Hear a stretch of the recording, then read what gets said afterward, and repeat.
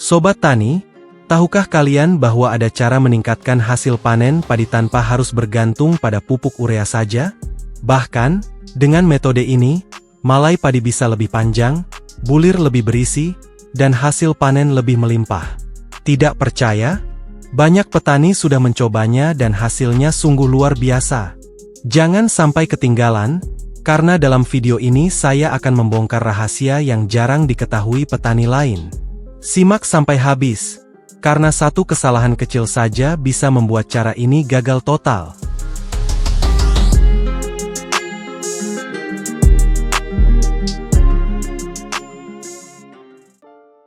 Halo Sobat Tani, selamat datang di channel Giarta TV, tempat belajarnya petani masa kini.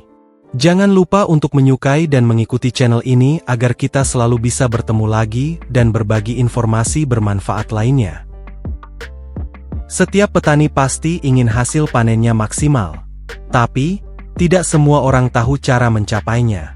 Bahkan ada yang hanya iri melihat padi orang lain lebih subur, tanpa mau mencari tahu bagaimana caranya. Jadi, kali ini saya akan membagikan rahasia agar padi sobat tumbuh lebih subur, berisi penuh, dan menghasilkan panen yang lebih banyak dari biasanya. Disimak baik-baik video ini.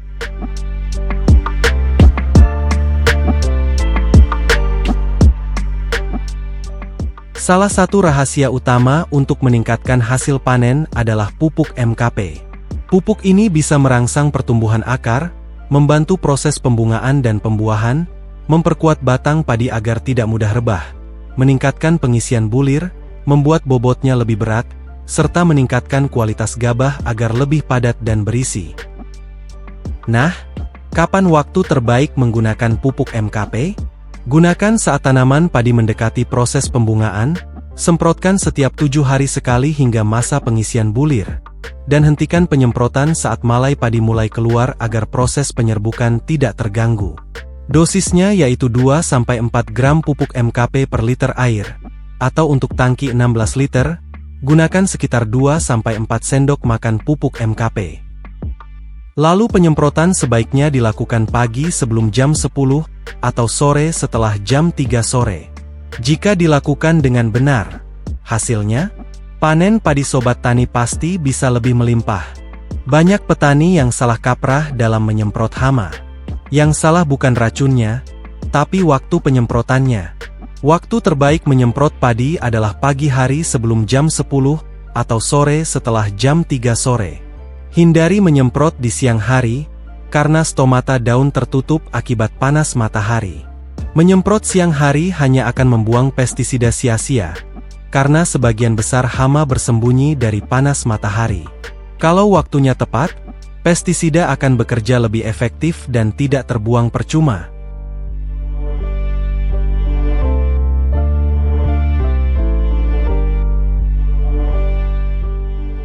Selain itu, bibit yang baik adalah kunci awal keberhasilan panen.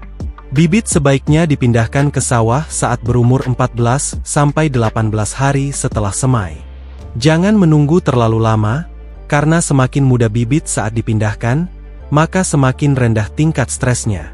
Bibit yang stres tinggi akan berpengaruh pada jumlah anakan dan hasil panen nantinya. Pilih bibit yang sehat dan unggul, karena ini menentukan seberapa subur padi sobat nantinya. Lalu, metode pengairan yang benar bisa meningkatkan kualitas padi dan menghindari berbagai masalah seperti keracunan zat besi dan penumpukan asam organik. 3 hari setelah tanam, sawah dialiri air setinggi 5 cm. Biarkan sawah tanpa air selama 2 hari, lalu genangi kembali. Lakukan terus siklus ini sampai fase anakan maksimal. Saat fase pembentukan malai hingga pengisian bulir, sawah harus tetap tergenang. 10-15 hari sebelum panen, sawah dikeringkan untuk hasil yang lebih optimal. Dengan cara ini, akar padi tumbuh lebih kuat, padi tidak mudah rebah, dan panen lebih seragam.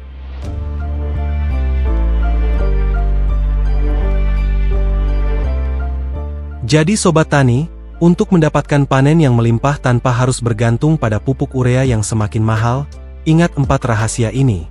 Gunakan pupuk MKP di waktu yang tepat. Penyemprotan hama harus dilakukan di pagi atau sore hari.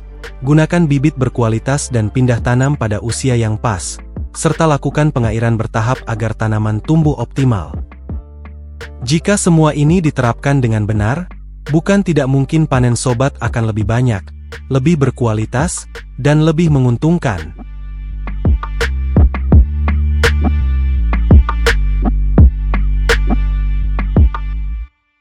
Sobat Tani, semoga informasi ini bermanfaat dan bisa membantu meningkatkan hasil panen Sobat Tani semua. Jangan lupa like, share, dan subscribe channel Giarta TV, agar kita bisa terus berbagi ilmu pertanian yang lebih bermanfaat lagi. Sampai jumpa di video berikutnya. Kami segenap kru Giarta TV yang bertugas undur diri. Dan, salam sukses petani masa kini.